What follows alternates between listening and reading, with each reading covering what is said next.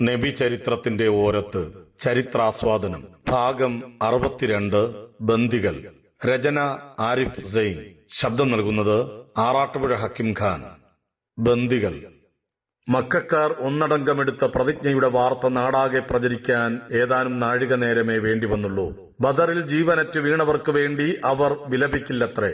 മുഹമ്മദിനും അനുയായികൾക്കും ആഹ്ലാദിക്കാനുള്ള വക തങ്ങളുടെ നിലവിളിയിലൂടെ ഉണ്ടായിക്കൂടാ. നെഞ്ചത്തടിച്ച് നിലവിളിച്ചു കരഞ്ഞാൽ ഭീരുക്കൽ എന്നവർ വിളിക്കും. മർമ്മങ്ങളിലെല്ലാം തറഞ്ഞുകയറുന്ന പരിഹാസമുതിർക്കും. യഥരിബിൽ മുഹമ്മദിന്റെയും സംഘത്തിന്റെയും പിടിയിലുള്ള പ്രിയപ്പെട്ടവർക്കും ബന്ധുജനങ്ങൾക്കും വേണ്ടി മോചനദ്രവ്യം ധൃതിപ്പെട്ട് അയക്കേണ്ടതില്ലെന്നും അക്കൂടെ തീരുമാനമായി. ബദറിലെ പടനിലത്തിൽ മരിച്ചു വീണ എണ്ണം പറഞ്ഞ ഖുറൈശി മുഖ്യന്മാർ കളമൊടിഞ്ഞതോടെ അബൂ സുഫിയാൻ മക്കക്കാരുടെ അനിഷേധ്യനായ നേതാവായി ഉയർന്നു വന്നു. അന്തിമ തീരുമാനങ്ങൾക്കു വേണ്ടി ബുദ്ധിമാനും തന്ത്രശാലിയുമായ അബൂ സുഫിയാനെ അവർ ഉറ്റുനോക്കി. അയാളുടെ ബന്ധുജനങ്ങളിൽ നിരവധി പേർ ഇപ്പോൾ യഥരിബിൽ മുഹമ്മദിന്റെ പിടിയിലുണ്ട്. മക്കളായ ഹൻദലയും അമ്രും യുദ്ധത്തിൽ പങ്കെടുത്തിരുന്നു. ഒരാൾ കൊല്ലപ്പെട്ടു, മറ്റേയാൾ ബന്ധനത്തിലാണ്. ഞാനെന്തിന് രക്തത്താലുള്ള നഷ്ടത്തിന് പുറമെ സമ്പത്താലുള്ള നഷ്ടവും സഹിക്കണം? മകൻ ഹൻദലയെ അവർ കൊന്നു. ഇപ്പോൾ അമ്രിന് വേണ്ടി എന്റെ സ്വത്തും കൊണ്ടുപോയി കൊടുക്കണോ? അമ്രി എത്ര കാലം വേണേലും അവരുടെ കൂടെ കഴിയട്ടെ. അയാളുടെ തീരുമാനം ഉറച്ചതായിരുന്നു. അതിനാൽ തന്നെ മറ്റു മക്കക്കാർക്കത് മാതൃകയുമായി. അറിവായിടത്തോളം മുഹമ്മദ് ബന്ദികളോട് മാന്യമായാണ് പെരുമാറുന്നത്. അവരോട് നല്ല നിലയിൽ വർത്തിക്കുക എന്ന് അയാൾ അനുചരന്മാർക്ക് നിർദ്ദേശം നൽകിയിരിക്കുകയാണ്. നേർച്ച നിറവേറ്റുന്നവരാണവർ. പടർന്നു കയറുന്ന ഒരാപത്ത് ദിനത്തെ ഭയപ്പെടുന്നവരാണവർ. തീൻപണ്ടങ്ങളോടുള്ള ഇഷ്ടം നിലനിൽക്കെ തന്നെ അഗതിയെയും അനാഥയെയും ബന്ദിയെയും ഊട്ടുന്നവരാണവർ എന്ന് വിശ്വാസികളുടെ മഹിത ഗുണങ്ങളെ ഖുർആൻ എണ്ണുന്നുണ്ടല്ലോ. അബൂ സുഫിയാന്റെ സമരോത്സുകമായ ധർമ്മധാരം ഹിന്ദ് ഹൻദലയുടെയോ അമ്രിന്റെയോ മാതാവായിരുന്നില്ല.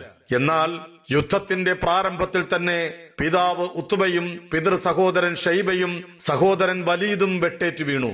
സാധാരണ നിലയിൽ വാവിട്ട് വിലപിച്ച് കരയാൻ കാരണങ്ങൾ ഏറെയുണ്ടായിരുന്നിട്ടും വിലാപവും അനുശോചനവും ദുഃഖാചരണവുമെല്ലാം ഹിന്ദ് മാറ്റിവെച്ചു. അതേസമയം പകരം വീട്ടലിന്റെ അനിവാര്യമായ ദിനം വന്നെത്തുമ്പോൾ അത് വന്നെത്താതിരിക്കില്ല. തന്റെ പിതൃ സഹോദരനെ വധിക്കുകയും പിതാവിന്റെ ജീവൻ എടുത്തുകൊണ്ട് അവസാന ഖഡ്ഗപ്രയോഗം നടത്തുകയും ചെയ്ത ഹംസയുടെ കരൾ പച്ചയ്ക്ക് തിന്നും എന്ന ഉഗ്ര ശപഥം അവൾ വിളംബരം ചെയ്തു. തീർത്ഥാടന നഗരത്തിന്റെ ക്ഷതപ്പെട്ട അഭിമാനം പ്രതികാരത്തിന്റെ ലാവയെ തിളപ്പിച്ചു. അബൂ സുഫിയാന്റെ നേതൃത്വത്തിലുള്ള വർത്തക സംഘം സുരക്ഷിതരായി മക്കയിൽ തിരിച്ചെത്തിയതിനു പിന്നാലെ ആ കച്ചവടത്തിലെ ലാഭം മുഴുവൻ മുഹമ്മദിനെതിരെ വ്യൂഹം ചമയ്ക്കാനുള്ള യുദ്ധനിധിയിലേക്ക് നീക്കിവെക്കുമെന്ന് ഏകകണ്ഠമായി ഖുറൈശ് തീരുമാനിച്ചു കഴിഞ്ഞു.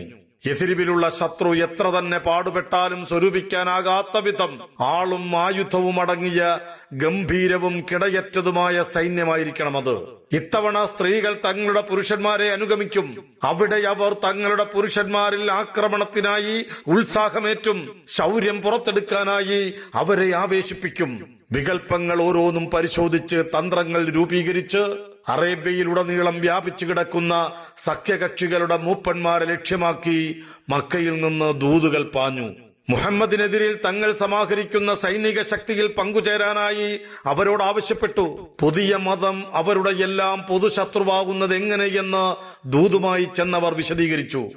വിലാപം ഒഴിവാക്കണമെന്ന ഖുറൈശി തീരുമാനം മക്കക്കാർ സ്വീകരിച്ചെങ്കിലും ബന്ദി മോചനത്തിനായുള്ള ശ്രമങ്ങൾക്ക് ധൃതി വേണ്ടെന്ന അബൂ സുഫിയാന്റെ അഭിപ്രായം പൊതുവെ അവഗണിക്കപ്പെട്ടു. തങ്ങളുടെ പ്രിയ ജനങ്ങളെയും സഖ്യകക്ഷികളെയും മോചിപ്പിക്കാനുള്ള ദ്രവ്യവുമായി അവർ യഥരിബിലേക്ക് പുറപ്പെട്ടു. അബൂ സുഫിയാൻ മാത്രം തന്റെ വാക്കുകളിൽ ഉറച്ചുനിന്നു. ആദർശം മാത്രമല്ല, അയാളുടെ പിശുക്കും ആ തീരുമാനത്തിൽ രാസത്വരകമായി വർത്തിച്ചിരിക്കാം. തന്ത്രശാലിയായ അബൂ സുഫിയാൻ മറ്റൊരു വല നെയ്യുന്നുണ്ടായിരുന്നു. തൊട്ടുവന്ന തീർത്ഥാടന കാലത്ത് യഥരിബിൽ നിന്ന് വന്ന ഔസ് വംശജനായൊരു വയോധികനെ അയാൾ ബന്ദിയായി പിടിച്ചു. അമ്ര മക്കയിൽ തിരിച്ചെത്തുന്നതുവരെ അയാളെ വിട്ടുകൊടുക്കില്ലെന്നും അയാൾ പറഞ്ഞു. തീർത്ഥാടകന്റെ കുടുംബത്തിന്റെ ആവശ്യപ്രകാരം പ്രവാചകൻ സ്വല്ലല്ലാഹു അലൈഹി വസല്ലം അമ്രിനെ വിട്ടയക്കുകയായിരുന്നു. ഖുറൈശി പ്രമുഖരുടെ മരണത്തോടെ അബൂ സുഫിയാനൊപ്പം തലയെടുപ്പാൽ ശ്രദ്ധിക്കപ്പെട്ട നേതാവായിരുന്നു സുഹൈൽ ബിൻ അമ്ർ. സ്വന്തം കുലത്തിലും മറ്റു കുലങ്ങളിലുമായി ചഞ്ചലരായി നിൽക്കുന്നവരെ ഇസ്ലാമിലെത്തിക്കാൻ മാത്രം സ്വാധീനം അയാൾക്കുണ്ടായിരുന്നു. എന്നാൽ അതിനുള്ള സാവകാശം ലഭിക്കുന്നതിനു മുമ്പ് ബനു ആമിർ സഹഗോത്രജനായ മിക്രസ് ബിൻ ഹഫ്സിനെ ധൃതിപ്പെട്ട് മദീനയിലേക്ക് അയച്ചു. സുഹൈലിനു പകരം അയാൾ ബന്ധനമേറ്റു. സുഹൈൽ തിരിച്ചു ചെന്ന് തന്റെ മോചനത്തിനാവശ്യമായ തുക സമാഹരിക്കുന്നതിനുള്ള ഏർപ്പാടുകൾ ചെയ്യും. പ്രവാചക പത്നി സൗദയുടെ പിതൃവ്യപുത്രനും മുൻ ഭർത്താവിന്റെ സഹോദരനുമായ സുഹൈൽ മക്കയിലുടനീളം കീർത്തി കേട്ട ഉജ്ജ്വല വാഗ്മിയാണ്. മക്കയിലും പരിസരങ്ങളിലുമുള്ള ചന്തകളിലും അങ്ങാടികളിലും പോയി പ്രവാചകനെതിരിൽ പ്രസംഗിക്കുകയാണ് പതിവ്. അനർഗളവും ചമത്കാര ഭരിതവുമായ ആ വാക്പ്രവാഹത്തിന് കേട്ടുനിൽക്കുന്നവരെ കൂടി കൂടെ കൂട്ടാനുള്ള ആകർഷകത്വമുണ്ട്. അയാളെ വിട്ടയക്കുന്നതറിഞ്ഞ ഉമറിന്റെ മക്ക ഓർമ്മകൾ സക്രിയമായി. പ്രവാചകരെ, ഈ അമ്രിന്റെ മുൻവരി പല്ലുകൾ ഞാനങ്ങ് പിഴുതെടുക്കട്ടെ, എങ്കിൽ പിന്നീട് ഒരിക്കലും ഒരിടത്തും ചെന്ന് അങ്ങേക്കെതിരിൽ തന്റെ വാഗ്ദാടി ഇയാൾ പ്രയോഗിക്കില്ല. നബി സല്ലല്ലാഹു അലൈഹി വസല്ലമയുടെ മുഖം വിവർണമായി. ഞാൻ ഒരിക്കലും അയാളെ അംഗച്ഛേദം വരുത്തുകയില്ല. അങ്ങനെ ചെയ്യുകിൽ പ്രവാചകനാണെന്നാൽ പോലും എന്നെയും അള്ളാഹു അംഗച്ഛേദം വരുത്തും. മാത്രമല്ല, താങ്കൾക്ക് അധിക്ഷേപിക്കാനാവാത്ത പദവിയിൽ ഒരു നാളെ അയാൾ എത്തിച്ചേർന്നു കൂടായികയില്ലല്ലോ. പ്രവാചകൻ സല്ലല്ലാഹു അലൈഹി വസല്ലം പറഞ്ഞു. സുഹൈൽ മക്കയിലേക്ക് മടങ്ങി. കാലമേറെ ചെല്ലുന്നതിന് മുമ്പ് തന്നെ പ്രവാചകൻ സല്ലല്ലാഹു അലൈഹി വസല്ലമയുടെ വാക്കുകൾ പുലർന്നു. അദ്ദേഹത്തിന്റെ വിയോഗാനന്തരം അക്കാരണം തന്നെ പറഞ്ഞ് ചില അറബി ഗോത്രങ്ങൾ വിശ്വാസം പരിത്യജിച്ചു. അന്ന് സുഹൈലിന്റെ അനുഗ്രഹീത ജിഹ്വ വാളായി പരിണമിച്ച് എതിരാളികളുടെ വാദങ്ങളെ അരിഞ്ഞു വീഴ്ത്തി. പിതൃ സഹോദരൻ അബ്ബാസ് മോചനദ്രവ്യം നൽകി മക്കയിലേക്ക് തിരിച്ചു.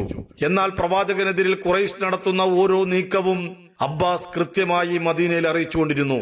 ബദറിലെ മാനം കെട്ട പരാജയത്തിന് പകരം ചോദിക്കുന്നതിനായി അവർ നടത്തുന്ന വ്യൂഹസന്നാഹത്തെക്കുറിച്ച് നബി സല്ലല്ലാഹു അലൈഹി വസല്ലമയ്ക്ക് വിശദമായ വിവരം നൽകിയത് അബ്ബാസ് ആയിരുന്നു.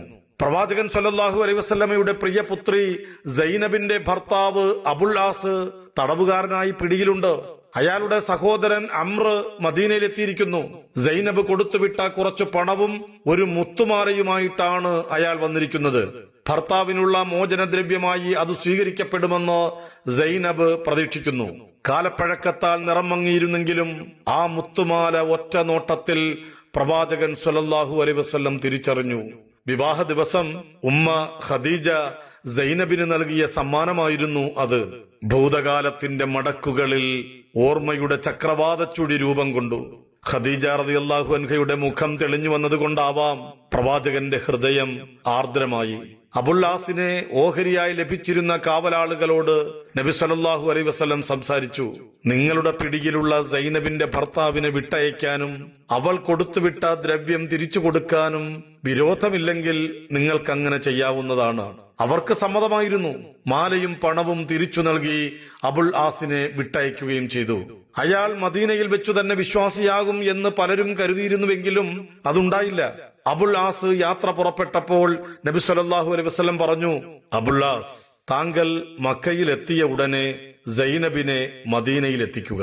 വഴിയെ സൈനബിനെയും മകൾ ഉമാമയെയും കൂട്ടാനായി സയ്യിദിനെ മക്കയിലേക്ക് അയക്കും. മഖ്സൂം ഗോത്രത്തിന്റെ മരിച്ചുപോയ മൂപ്പൻ വലീദ് ബിൻ അൽ മുഗീറയുടെ ഇളയ മകന്റെ പേര് വലീദ് എന്നു തന്നെയായിരുന്നു. അബ്ദുള്ള ബിൻ ജഹ്ഷിന്റെയും മറ്റും ഓഹരിയിലായിരുന്നു അയാൾ. വലീദിന്റെ സഹോദരൻ ഖാലിദും ഹിഷാമും അയാൾക്കുള്ള മോചനദ്രവ്യവുമായി വന്നു. അബ്ദുള്ള മോചനത്തുകയായ 4000 ദിർഹം എന്നതിൽ നിന്ന് ഒന്നും കുറയ്ക്കാൻ തയ്യാറായില്ല. ബന്ധിയുടെ അർത്ഥ സഹോദരൻ ഖാലിദ് അത്രയും സംഖ്യ നൽകാൻ ഒരു നിലയ്ക്കും സാധ്യമല്ല എന്നറിയിച്ചു. എന്നാൽ പൂർണ്ണ സഹോദരൻ ഹിഷാം പരിഭവിച്ചു. അവൻ നിങ്ങളുടെ പൂർണ്ണ സഹോദരനല്ലല്ലോ, അതായിരിക്കും കാരണം. അതോടെ ഖാലിദ് അയഞ്ഞു. അവർ മദീന വിട്ടു. വഴിയിൽ വെച്ച് വലീദ് സഹോദരങ്ങളുടെ കണ്ണുവെട്ടിച്ച് മദീനയിലേക്ക് തന്നെ തിരിച്ചുപോയി. അവിടെ വെച്ച് അയാൾ ഇസ്ലാം സ്വീകരിച്ചു.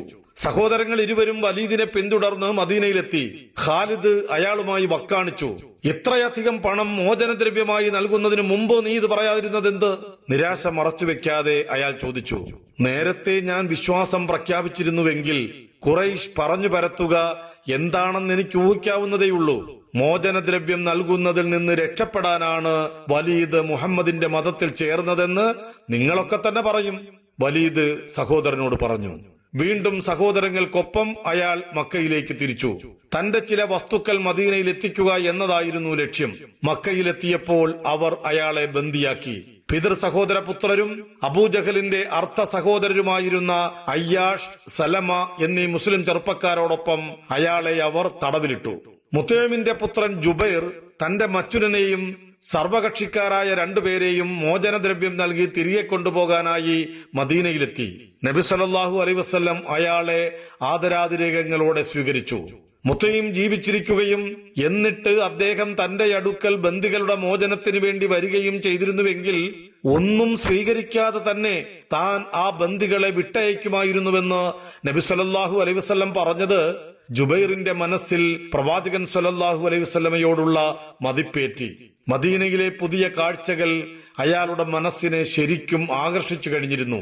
ഒരു സായന്തനത്തിൽ അസ്തമയത്തോടടുത്ത് പള്ളിയുടെ പുറത്തിരുന്ന് ജുബൈർ പ്രവാചകൻ സല്ലല്ലാഹു അലൈഹി വസല്ലമയുടെയും അനുചരരുടെയും പ്രാർത്ഥനയ്ക്ക് ചെവിയോർത്തു. ഖുർആനിലെ തൂർ അധ്യായമാണ് നേതൃത്വം നൽകിക്കൊണ്ട് നബി സല്ലല്ലാഹു അലൈഹി വസല്ലം ഓതിയത്. അന്തിമ വിധി ദിനത്തെക്കുറിച്ചും നരകത്തെക്കുറിച്ചുമുള്ള മുന്നറിയിപ്പുകളും വിവരണങ്ങളും ഉണ്ടായിരുന്നു ആ സൂക്തങ്ങളിൽ. തുടർന്ന് സ്വർഗമെന്ന അത്ഭുത ലോകത്തെക്കുറിച്ചും പരാമർശം. അധ്യായം അവസാനിക്കുന്നത് ഇങ്ങനെയാണ്: താങ്കളുടെ നാഥന്റെ തീർപ്പിന് ക്ഷമയോടെ കാത്തിരിക്കുക. തീർച്ചയായും താങ്കൾ നമ്മുടെ കൺവെട്ടത്താകുന്നു. എഴുന്നേൽക്കുന്ന നേരത്ത് താങ്കളുടെ നാഥനെ സ്തുതിക്കുന്നതോടൊപ്പം അവന്റെ വിശുദ്ധിയെ വാഴ്ത്തുക. രാത്രിയിൽ നക്ഷത്രങ്ങൾ പിന്മടങ്ങുമ്പോൾ അവന്റെ വിശുദ്ധിയെ കീർത്തിക്കുക.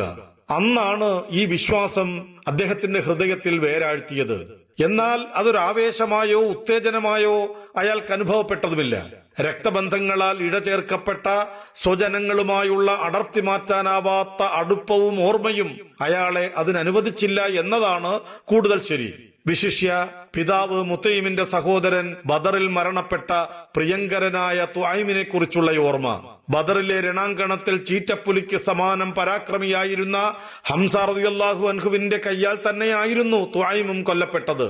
ആത്മാഭിമാനത്തിന്റെ പ്രേരണകളാൽ പിതൃവ്യന്റെ ഘാതകനോട് പ്രതികാരം ചെയ്യേണ്ടത് തന്റെ ബാധ്യതയായി അയാൾ കണക്കാക്കുന്നു. പകരം വീട്ടാനുള്ള അഭിലാഷ തീവ്രത നേർത്തുപോകുമോ എന്ന ഭയത്താൽ പ്രിയപ്പെട്ടവരുടെ മോചനദ്രവ്യം ചർച്ച ചെയ്ത് തീർച്ചപ്പെടുത്തിയ ഉടനെ അയാൾ മദീനയും പരിസരവും വിട്ടു. അതേസമയം മക്കയിൽ ബദറിൽ ഖുറൈശ് നേരിട്ട അപരിഹാര്യമായ ആൾനാശത്തെക്കുറിച്ചും അഭിമാനക്ഷതത്തെക്കുറിച്ചും സംസാരിച്ചുകൊണ്ടിരിക്കുകയാണ് ബിലാൽ റളിയല്ലാഹു അൻഹുവിന്റെ പഴയ യജമാനൻ. ബദറിൽ കൊല്ലപ്പെട്ട ഉമയ്യയുടെ മകൻ സഫ്വാനും അയാളുടെ പിതൃവ്യപുത്രൻ ഉമൈറും. ഈ ഉമൈറാണ് ബദറിന് മുന്നോടിയായി മുസ്ലിം സൈനികരുടെ എണ്ണം തിട്ടപ്പെടുത്താനായി സൈന്യത്തിന്റെ പിന്നാമ്പുറ സന്ദർശനം നടത്തിയത്. അവരൊക്കെ മണ്ണിനടിയിലായല്ലോ. ദൈവമാണ്, ഇനി ജീവിതത്തിൽ നല്ലതായി ഒന്നും അവശേഷിക്കുന്നില്ല, സഫ്വാൻ പറഞ്ഞു. ഏതോ നഷ്ടസ്മൃതിയിൽ സ്വയം നഷ്ടപ്പെട്ടിരുന്ന ഉമൈർ മൂളി. എന്തൊക്കെയായാലും മുഹമ്മദിനോട് പ്രതികാരം ചെയ്യുന്ന കാര്യത്തിൽ സഫ്വാനേക്കാൾ ആത്മാർത്ഥതയുണ്ട് അയാൾക്ക്. അയാളുടെ മകൻ മുസ്ലിങ്ങളുടെ പിടുത്തത്തിലാണല്ലോ ഉള്ളത്. എന്നാൽ കടം വന്ന് മൂടിയതിനാൽ മകനു വേണ്ടിയുള്ള മോചനദ്രവ്യം കണ്ടെത്താൻ അയാൾക്കാകുന്നുമില്ല. തന്റെ ജീവിതം കൊണ്ട് ഇനി വലിയ പ്രയോജനമൊന്നുമില്ലെന്നും അതിനി പൊതുനന്മയ്ക്കായി ഒഴിഞ്ഞുവെക്കുകയാണെന്നും അയാൾ പ്രഖ്യാപിച്ചു. കൊടുത്തു വീട്ടാവുന്നതിനപ്പുറമുള്ള ഋണബാധ്യതകളില്ലായിരുന്നുവെങ്കിൽ, ദുരിതത്തിലേക്ക് ആണ്ടുപോകുന്ന എന്റെ കുടുംബത്തെക്കുറിച്ച് വിചാരമില്ലായിരുന്നുവെങ്കിൽ ഞാൻ ചെന്ന് മുഹമ്മദിന്റെ കഥ കഴിച്ചേനെ, അയാൾ പറഞ്ഞു. സഫ്വാൻ പിതൃവ്യപുത്രനെ നോക്കി. മനസ്സിൽ ലക്ഷം ക്ഷതമേറ്റവന്റെ പക അയാളുടെ കണ്ണുകളിൽ പുകയുന്നുണ്ട്. നിന്റെ കടം ഞാൻ ഏറ്റു, സഫ്വാൻ തുടർന്നു. നിന്റെ കുടുംബം എന്റേതായിരിക്കും. ആ ദുരന്തം വരെ അവർ എന്റെ സംരക്ഷണത്തിലായിരിക്കും. എന്റെ കഴിവിൽപ്പെട്ട സഹായം ലഭിക്കാത്തതുകൊണ്ട് അവർ പ്രയാസപ്പെടില്ല, സഫ്വാൻ ഉറപ്പു നൽകി. ഉമൈറിന് പിന്നീട് ഒന്നും ആലോചിക്കാനില്ലായിരുന്നു. അയാൾക്ക് 100 സമ്മതം. എന്നാൽ ഇക്കാര്യം അവർക്കിടയിൽ മാത്രം നിൽക്കുന്ന വലിയ രഹസ്യമായിരിക്കും. മൂന്നാമതൊരാൾ അറിയാനിടവരരുത്. ദൗത്യം പൂർത്തിയാകുന്ന മുറയ്ക്ക് നാട്ടുകാരറിയട്ടെ. തുടർന്നയാൾ തന്റെ കരവാൾ മൂർച്ച കൂട്ടി. അതിന്റെ പാർശ്വരേഖകളിൽ വിഷം പുരട്ടി. മകന്റെ മോചനദ്രവ്യം എത്തിക്കാനെന്ന് തോന്നിച്ച് പ്രതികാരത്താൽ ആർത്തിരമ്പുന്ന മനസ്സോടെ അയാൾ നേരെ എതിരിവിലേക്ക് വെച്ചു പിടിച്ചു. പ്രിയമുള്ളവരെ, നിങ്ങൾ ഇതുവരെ കേട്ടത് നബി ചരിത്രത്തിന്റെ ഓരത്ത് ചരിത്രാസ്വാദനം ഭാഗം 62 ബന്ദികൾ. രചന ആരിഫ് സൈൻ. ശബ്ദം നൽകിയത് ആറാട്ടുപുഴ ഹക്കിം ഖാൻ. ഇൻഷാ അല്ലാഹ് തുടരും.